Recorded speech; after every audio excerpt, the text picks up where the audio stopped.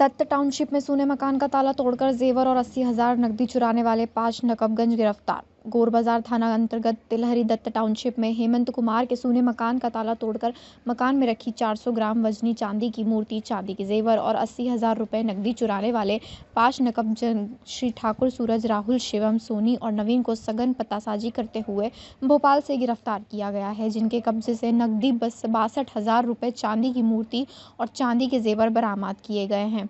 Police इस शनिवार सुबह 8 बजे बताया कि दत्त टाउनशिप में रहने वाले हेमंत कुमार बाहर गए हुए थे। मकान में ताला लगा हुआ था। उनके भाई रत्न श्रीवास्तव बाजू में रहते थे। 31 तारीख को जब वह अपने भाई का मकान देखने गए तो मकान के ताले टूटे हुए थे और अंदर सामान बिखरा हुआ था, जिसकी रिपोर्ट उन्होंने थाने में दर्ज करवाई थी। वहीं सीसीटीवी फुटेज के आधार पर टीम गठित कर 5 नकबगंज जो भोपाल के रहने वाले हैं, उन्हें घेराबंदी कर भोपाल से गिरफ्तार किया गया है। 3 साल से फरार 1.5 लाख का इनामी अपराधी अमित खम्परिया महाराष्ट्र से गिरफ्तार। जबलपुर पुलिस की बड़ी सफलता। लंबे समय से चल रही तलाश।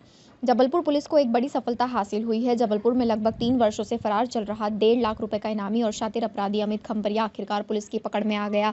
आरोपित को महाराष्ट्र के नागपुर से गिरफ्तार किया गया है, जहां वह लगातार ठिकाने बदलकर पुलिस से बचने की कोशिश कर रहा था। लंबे समय से उसकी तलाश में लगी विशेष टीम को यह सफलता कई महीनों की मेहनत और सुरागों के विश्लेषण के बाद मिली है। जानकारी के अनुसार अमित खम्परिया पर गंभीर अपराधों के कई प्रकरण दर्ज है। अमित खम्परिया के ऊपर धमकी, अवैध वसूली सहित कई मामलों में वह मुख्य आरोपी था। फरार होने के बाद वह लगातार अपनी लोकेशन बदलता रहा, जिससे पुलिस को उसके ठिकाने तक पहुंचना चुनौतीपूर्ण हो गया था। उसकी गिरफ्तारी के लिए पुलिस ने निगरानी, मुखबिर तंत्र और कई राज्यों में समन्वय स्थापित कर विशेष रणनीति अपनाई। इन सबके बावजूद आरोपी चतुराई से बच निकलता रहा, जिसके चलते उसकी इनामी राशि बढ़ाकर 1.5 लाख रुपए कर दी गई थी। अब उसकी गिरफ्तारी से न केवल पुलिस को राहत मिली है, बल्कि कई मामलों की जांच को भी गति मिलने की उम्मीद है। पुलिस के अनुसार अमित खम्परिया महाराष्ट्र के विभिन्न शहरों में फर्जी नाम और पहचान से रह रहा था। कभी किराए के मकान में तो कभी परिचितों के यहाँ ठहरकर वह पुलिस की आंखों में धूल झोंकता रहा। लेकिन जब पुलिस को उसके मोबाइल उपयोग और लोकेशन से जुड़े अहम सुराग मिले, तब टीम ने महाराष्ट्र में दबिश दी और उसे गिरफ्तार कर लिया। गिरफ्तारी के बाद आरोपी को न्यायालय में पेश किया जाएगा, जहां रिमांड लेकर उससे अन्य मामलों में भी पूछताछ की जाएगी। एडिशनल एसपी जितेंद्र सिंह ने बताया कि अमित खम्परिया की गिरफ्तारी से आपराधिक गतिविधियों पर बड़ी चोट पड़ी है और इससे जिले में अपराध नियंत्रण को लेकर पुलिस की सख्ती भी स्पष्ट होती है। पुलिस का मानना है कि खम्परिया कई संगठित अपराधों में शामिल था और उसके गिरोह की गतिविधियों के बारे में भी पूछताछ में महत्वपूर्ण जानकारी मिल सकती है। उसके खिलाफ कार्रवाई आगे भी जारी रहेगी और न्यायालय में प्रकरणों को मजबूत आधार के साथ प्रस्तुत किया जाएगा। देखिए, जबलपुर पुलिस को एक बड़ी सफलता कल रात मिली है, जब 1 लाख रुपए के इनामी अमित खम्परिया को जबलपुर पुलिस ने गिरफ्तार किया है। वर्ष 2010 से वर्ष 2024 के बीच अमित खम्परिया के विरुद्ध 17 अपराध दर्ज हैं, जिसमें से 11 अपराध अंडर ट्रायल हैं, 4 अपराध विवेचना में हैं और 2 अपराधों में 5-5 वर्ष की उसको सजा हुई है। अमित खम्परिया के विरुद्ध न सिर्फ जबलपुर में बल्कि कटनी, मंडला, उमरिया इन जिलों में भी अपराध दर्ज हैं और उन अपराधों में हत्या से लेकर धोखाधड़ी सहित अनेक अपराध हैं। वर्ष 2022 से ही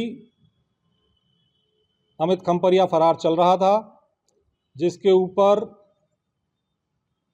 मंडला पुलिस अधीक्षक महोदय की अनुशंसा पे आईजी साहब बालाघाट ने 30,000 रुपये का इनाम और पुलिस अधीक्षक जबलपुर की अनुशंसा पे आईजी साहब जबलपुर ने 70,000 रुपये का इनाम घोषित कर रखा था।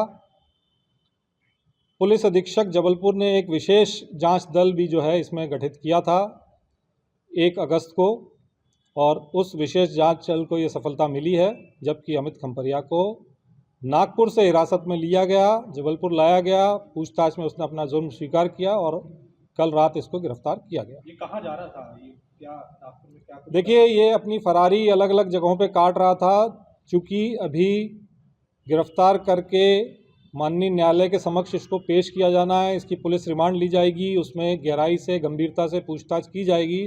लेकिन जो प्रारंभिक जानकारी पुलिस के पास प्रारंभिक पूछताछ में आई है, उसके अनुसार ये ग्वालियर में डबरा, उत्तर प्रदेश में गोरखपुर और अभी जहां से ये पकड़ा गया नागपुर, वहां पर फरारी इसने काटी थी। संरक्षण है इसके पूरे फरारी में? देखिए, जैसे मैंने कहा, इस तरह का कोई अभी साक्ष्य नहीं आया है, अभी माननीय न्यायालय के समक्ष प्रस्तुत करके पुलिस रिमांड लिया जाएगा, तब इससे तफसील से पूछताछ की जाएगी। सर इसलिए जो इनके खिलाफ शिकायत नहीं कर पाए हैं, तो क्या उनकी शिकायत कोई पुलिस सुनेगी क्या? जी हाँ, बिल्कुल। यदि इनके खौफ से या अमित खम्परिया नामक बदमाश के खौफ से आम जनता के कुछ ऐसे लोग हैं जो पूर्व में शिकायत नहीं कर पाए थे, अपराध दर्ज नहीं कर पाए थे, वो सामने आएंगे तो निश्चित ही पुलिस उनका संज्ञान लेके उस पर वैधानिक कार्रवाई करेगी। सर इसमें लगभग इसके हाथों में फोटो रहती थी सोशल मीडिया पे, तो ये हथियार भी इससे कुछ जब्त किए गए या हथियार कहाँ से लाता था ये? देखिए, अभी जब इसको गिरफ्तार किया गया तब इसके पास कोई हथियार नहीं मिला है, लेकिन निश्चित तौर पर ये जानकारी पुलिस के पास भी है और उस पर भी आगे जो है पुलिस रिमांड के दौरान विवेचना में कार्रवाइयाँ। देखिए, पुलिस जो है लगातार इसके पीछे लगी हुई थी और पुलिस को जहाँ जहाँ ये लोकेशंस बदल रहा था उसने ये फैलाकर कि वो नेपाल भाग गया है, पुलिस को बरगलाने का प्रयास भी किया, लेकिन अंततः पुलिस को बड़ी सफलता इसमें हाथ लगी है और आज इसको कल रात्रि गिरफ्तार किया गया। सर इसके गिरोह के सदस्य कितने थे, क्योंकि बड़ी गैंग संचालित करता था ये? देखिए, मैंने जैसा कहा कि अभी उसकी गिरफ्तारी हुई है, प्रारंभिक पूछताछ ही उससे हो पाई है। जैसे ही पुलिस रिमांड पे उसको लिया जाएगा, इन सभी विषयों पे उससे पूछताछ की जाएगी। अभी माननीय न्यायालय के समक्ष पेश किया जाना है, वहाँ पर इस विषय को देखा।